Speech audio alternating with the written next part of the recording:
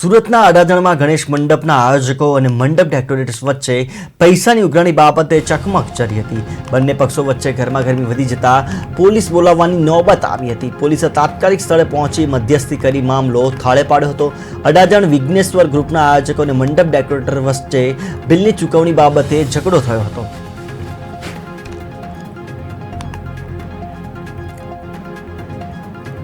કલ્પેશભાઈ ભાણા ભગતવાળા કૃષ્ણા ડેકોરેટના માલિક અને યશ ભાણા ભગવાનવાળા અને અમે અમારા ગણપતિનું પંડાલનું કામ આપ્યું હતું।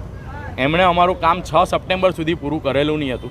એમણે અમને એમના ટીવીની અંદર જ્યારે અમે એને મળવા ગયા હતા પહેલી મુલાકાત કરવા માટે, ત્યારે એણે અમને અમારી ટીવીની અંદર જે થીમ બતાવેલી હતી સાઉથ ઇન્ડિયાના સ્ટાઇલની મીનાક્ષી મંદિરની મદુરાઈની, તે એમણે અમને આપી જ નથી। તમે પણ જોઈ શકો છો કે એ મદુરાઈ મંદિર કોઈ જગ્યાએથી દેખાતું નથી।